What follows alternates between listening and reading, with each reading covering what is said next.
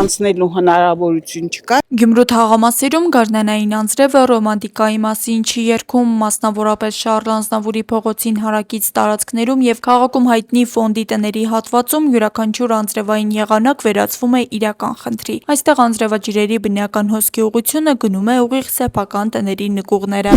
Տների մեջ լրիվ խոնավություն է, խնդրեմ կարող եք նկարել ու տեսնեք ինչ վիճակ է։ Առաջի օրը հնարավոր չէր քնելու լիճնձի համար, որովհետև այդ խոնավությունը, այդ բանը լրիվ հոդը հնարավոր չէ։ Դե վերջի առաջ կոմֆորտ մարդիկ ամեն կոմունալնի ուզումները անում են, ամեն ինչը տեղին է, չեն ուշացնում, բայց վերաբերմունքը ապրելաձևը մարդկային բանով չէ։ Բնակիչների պնդմամբ ջրահեռացման համակարգը փաստացի չի գործում, ինչի հետևանքով ջուրը կուտակվում է թե ճանապարհներին, թե տների հիմքերում։ Այս տները ուզում են որ լրիվ պատվալային հարգը ջուր է, երկրորդն էլ այն տներն որ չեն կարող անցնել։ Ու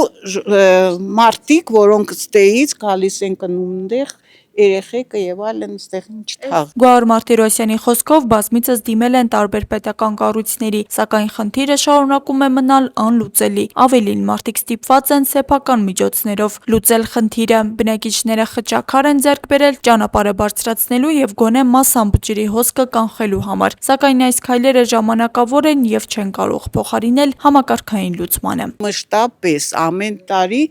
այս վերջի տարին ահավոր վիճակ է։ Դիմել ենք, ամեն տեղ դիմել ենք, Մազբեդարան, քաղաքապետը ջերմողը լրիվ ասում են, այդ մեր գործը չէ, նրանն է, նրանք նրա վրա, պես ստրելքով, ուղղակցում են նրա ու վիտոգին հեչ մարդ հեչ բանով չի զբաղվի։ Պետությունը չի պերեշիբին լծել են, որ մարդիկ ուղղացնեն են, բայց տեղ մի ինչ վիճակի որ չեն կարող, չէ, որովհետև այս ինչ է։ Մինչ բնակիչները շարունակում են պայքարել առօրյա դժվարությունների դեմ, Գյումրու համայնքապետարանից այսօր լրատվականին հայտնեցին, որ նախատեսում են այցելել տարածք խնդրին տեղում ծանոթանալու եւ հնարավոր լուծումներ գտնելու համար։ Աստղիկ Խաչատրյան, Խան Հովհաննիսյան, այսօր։